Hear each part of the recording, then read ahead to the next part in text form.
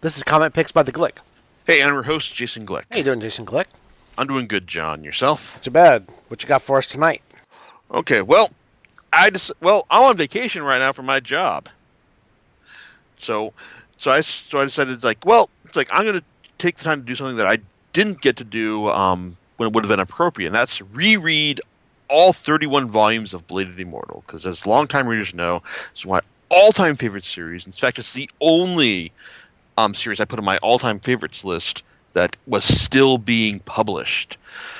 And overall, it's when Volume 31 came out back in March, it's like it didn't really offer anything substantial enough to convince me to change my mind that no, it shouldn't be one of my all-time favorite series. But at the same time, though, it's like I had between work, between the ongoing desire to play video games, and also the constant stream of new stuff I get each week. I really didn't have the time to sit down and reread all 31 volumes. Now, you say, Jason, but you went and did that for Full Metal Alchemist. And I said, yeah, but that was only 27 volumes, and it's shonen fighting stuff. But you also did it for 37 volumes of Gantz. Yeah, but Gantz is like a really easy read, compared to like the density of something like Blade of the Immortal or even like Full Metal Alchemist. So I told myself I was going to sit down, and read through all of Blade of the Immortal. Now, I started this last Saturday, and I thought, okay, well maybe I have to tell John, okay, we're going to put off recording this until Monday or Tuesday in order to give me enough time to do this, because I figured I need at least if I could do this 10 days, 3 volumes a day, and a day, that'd be cool and all. Well, here's how it went. I went through about 9 volumes in the first day, 7 volumes following couple days, and then three or two the days after that. So yeah, rereading Blade of the Immortal, a hell of a lot easier and a lot more fun than I was expecting. Because long story short, it's like this is one of the all-time greats, and as far as I'm concerned, even though it's Lone Wolf and Cub maybe Dark Horse's best-selling manga, Blade of the Immortal is its crown jewel. It's like now, the story itself starts out pretty simply in the sense that you've got a swordsman, Manji, who was he he basically went through 100 duels to the death after he killed his lord, and the authorities tried to bring him in, but but then on this very last one he wound up killing the man who married his sister, and then was subsequently brought back to life by a nun who basically said that his eyes were crying out for redemption, and she stuffed him full of sacred bloodworms that would render him immortal, being able to heal from just about any possible injury. Short of beheading, being crushed to death, or drowning. But hey, he's kind of like Wolverine without the adamantium. That's the best analogy I can give right here. And after he completely fucks up trying to save his sister, it's like he tells the nun that instead of trying to redeem himself by not not by giving up the sword, he decides he's going to kill 1,000 evildoers in order to atone for what he's done. That's the hook you would give for this series. Hey, Immortal Samurai trying to kill 1,000 evildoers to redeem himself. Hey, work. It's hey, it's a nice, easy hook you can give to anyone. Makes for a great pitch and all. Then you get that basically lasts the first. Then you move into the next arc, and basically he meets up with this girl, Rin, whose father was the head of a dojo that was killed by a Maverick samurai faction known as the Ito Ryu. Led by a man named Notsukage Hisa, the Ito Ryu is determined to restore swordsmanship to the Meiji era Japan, instead of just being something that is just concerned with form and honor, like the way the sword should just be like you destroy your opponent by any means necessary.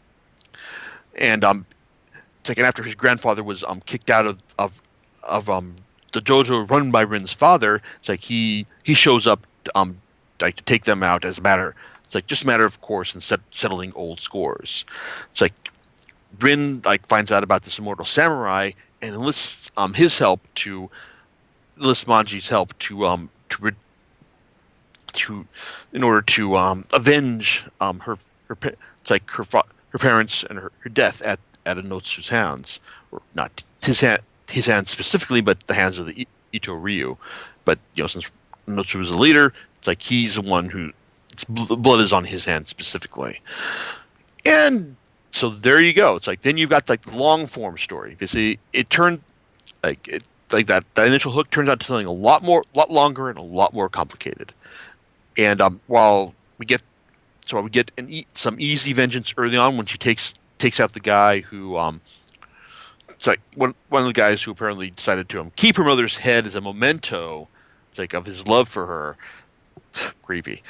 And it's like and it's like and then she tries to get enlist some help in order to get in order to get her vengeance train going.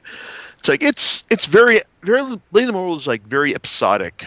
It's like at the beginning, it's like a lot of it's like little short stories establishing like the world, the characters, and for my money, it's like it doesn't really get going until you get to the third volume, Dream Song, where it's like where Rin and Manji meet up with this one girl who is Makie, who it's like who basically the girl who inspired Anotsu and showed him the beauty of the strong, but at the same time she was told that her skill, that she was insanely skilled with it's like at sword play, or her special spear nunchuck type deal, that she see that she what am I trying to say? What am I trying to say here? It's like she was told hey, it's like all your skills are just going to bring pain to everyone, but except for by her family. It's like, and then but after she meets Anotsu, it's like he's inspired by her. It's like, and she's the one who first showed him the beauty of the strong, and so he first enlists her to take out Manji. And while things don't go that well, first she eventually gets her mojo back and almost murders the shit out of Manji, but not before he it's like not before he shows her he manages Manji basically like tells her to hey, get your head on straight. I'm not going to die to someone who isn't even taking this seriously. But it's like that's Blade of the Immortal. It's like basically it's not just about just murdering the guy because he's because you have like issues with them. It's about just getting into the characters' heads and finding out just why why they're doing what they do. It's like and what motivates them in order to take up the sword and fight against other people. It's like these motivations are considerably more complex as time goes on. As Rin meets the man who raped her mother. It's like and tries to extract an apology from him. Then you also meet the the assassins of the Mugai Ryu, criminals who've been sentenced to death by the shogunate, and are then they're employed as assassins in order to work off their debt to society. It's like there's lots of rereading this. It's like a lot Blade of the Immortal really does hold up from beginning to end. I mean, really, it's like the biggest issue I have is that this is not a series that Samura really planned out from front to back as he was starting this. I mean, there's a lot of stuff he made up. Clearly, he made up as it was going along. And there's one point where he flashes back to a point where Rin's grandfather tells her about his clash with Anotsu's grandfather, and it's like, yeah, it's like, okay, you're just trying to add more significance to this event, but but yet you're kind of just like trying to force the issue here. Other times he like when like when we get a hidden chapter to the prison arc, and it's like we find out the it's like the doctor who had studied Western um, s- um, medical procedures, basically, and had been experimenting on Manji in order to learn the secrets of immortality.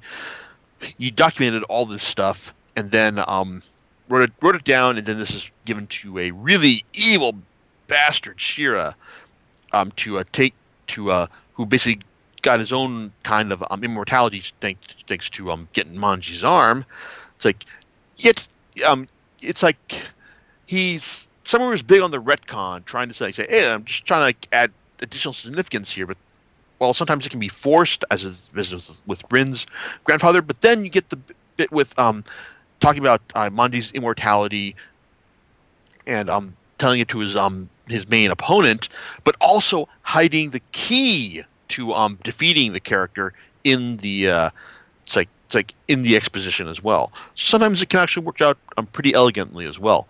Another thing I also noticed while rereading all throughout the series is like the sheer amount of like fortunate coincidences of people just meeting up on the road again and again and again, like from Master Sori, the secret ninja who became a painter, meeting up with Manji after he'd gotten butchered on while trying to obtain a take a pass to it's like to the like to Magatsu, one of it's like one of Anotsu's like followers and friends, like running down Shira. It's like on the road, and then finding out that hey, this is the guy who I thought I killed, like several volumes back. It's like there's lots of happy coincidences, like in the sense of hey, it's this guy again. It's like but it's like it gets to the point that actually gets to the point where it's kind of gets more amusing than anything else. Also, but while the but while Blade offers like lots of memorable characters, it's like a story that and a story that basically it gets past the episodic like the episodic nature of its origins, and then just kind of gets a nice coherent stuff happens, and you're just kind of like continuously involved from like this happens and this happens and this happens. It's like from volume to volume.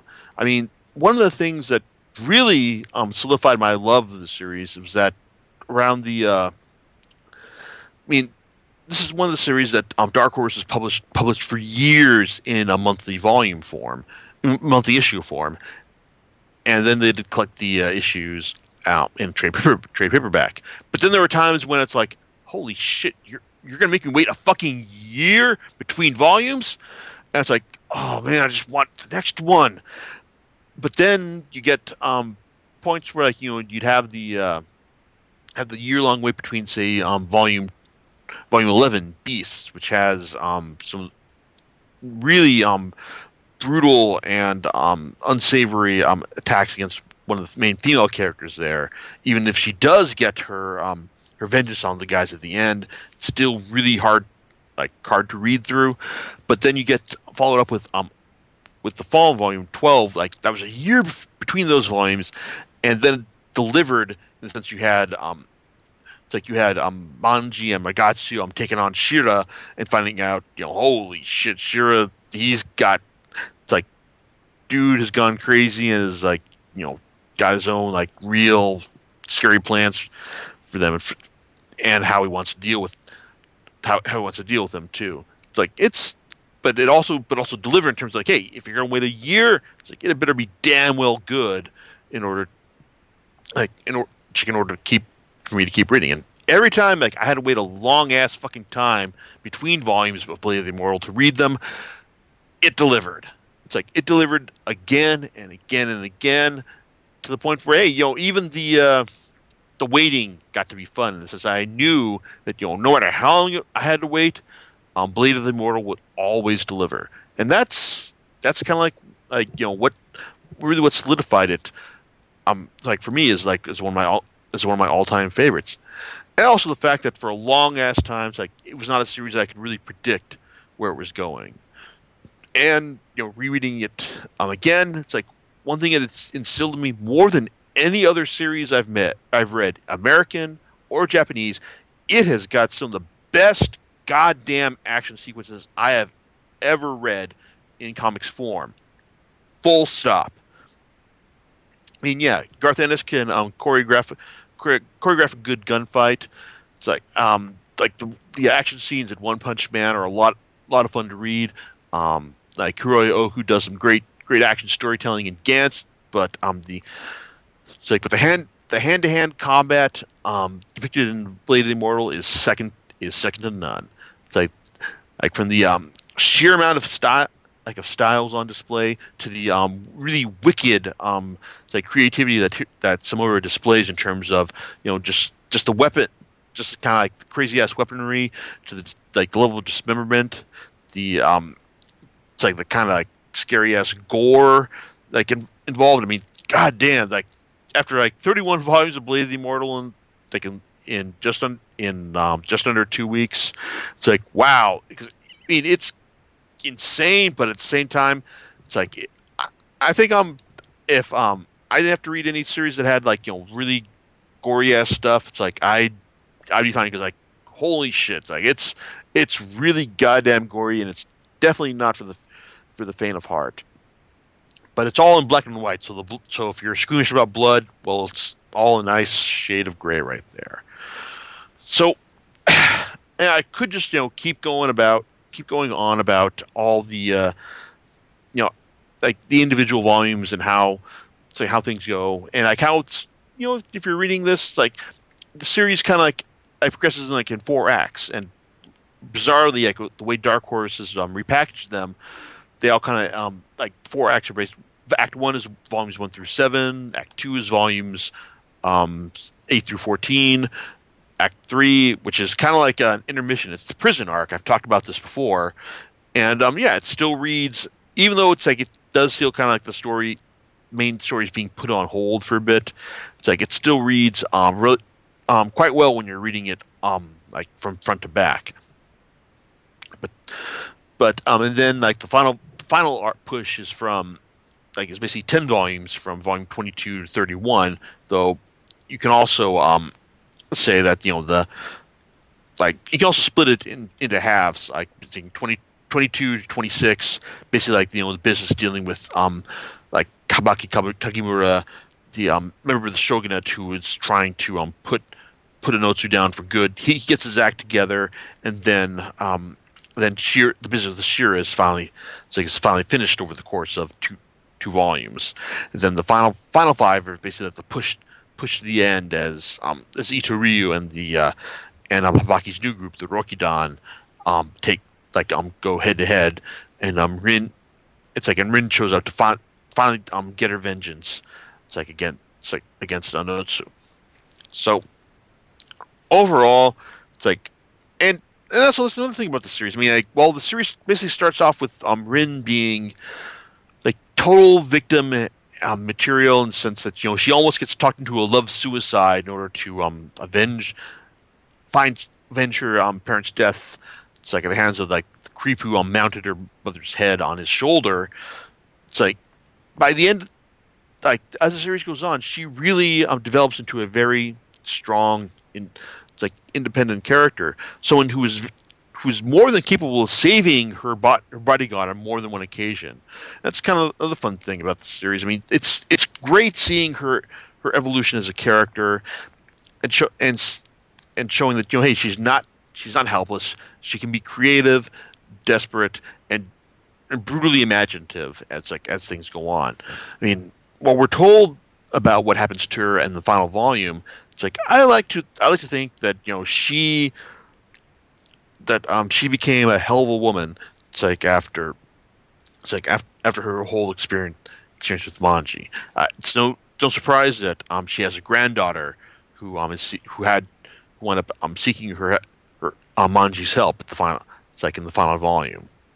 So and Manji, well, it's kind of funny because even though it's like Manji is a thoroughly skilled swordsman, it's kind of funny to see how often he gets his ass kicked over the course of the series. Because even though he is immortal and he is thoroughly creative as a swordsman, he still it's like he still winds up needing if not Rin's help, more often than not, he winds up just needing the help of whoever is on hand in order to avoid getting just vivisected to death.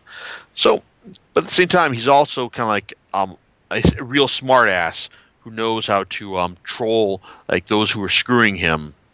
It's like those who are trying to beat the crap out of him more often than not. So he's always a source of entertainment, and even though it's like he's not the guy who grows over the course of the series, I still kind of would have liked. My main issue with the five volumes that we didn't get to see, how he handled, being bodyguard to this new girl at the end. It's like at the end, which I would have liked to see, how he put all the lessons he learned while fighting with Rin, fighting to protect Rin. It's like, and applied it to this new girl. Still, he's a fantastically entertaining character. It's like and worthy of being like the main one. It's like the being the inspiration for the title of the series. So overall, Blade of the Immortal, still one of the all time greats as far as I'm concerned. And I'm definitely going to and rereading this was a ton of fun. It's like a lot. It's like a lot more fun. Like a lot more fun and went a lot faster than I was expecting. Um, will Volume 31 wind up being the best thing I've read this year? Well, I guess you're gonna have to come back in 2 weeks to find out when I do my best of 2015 retrospective. After all, so but even then, Blade of the Immortal is going to be reprinted in omnibus format from Dark Horse, starting I think in May of this coming year, May of this year. So if you haven't read it, then if you want to read it, you can buy all 31 volumes right now from Dark Horse. But if you want to wait, the omnibus will start coming later this year. And whatever version you read it in, it's absolutely highly recommended. John, so any thoughts on your end about all this? So you're saying it's well worth the reread? Absolutely. It's like even though it's like I gave up precious time that could have been spent playing Xenoblade, I really have no regrets about it. Excellent, excellent.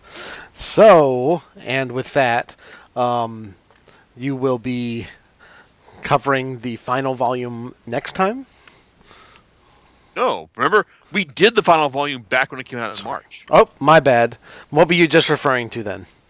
No, we're doing the we're doing best of 2015 next That's time. right, where you may talk about the last volume. Okay, gotcha. Well, you'll get where everyone who's listening to this will get to find out where what number it wound up on my best of 2015 list. Oh man, well, put your bets on that. All right, well, hey, that's about it, and we know what you're going to be talking about next time. So, Yep. Hey, we'll catch you next time on Comic Picks by the Glick. Laters.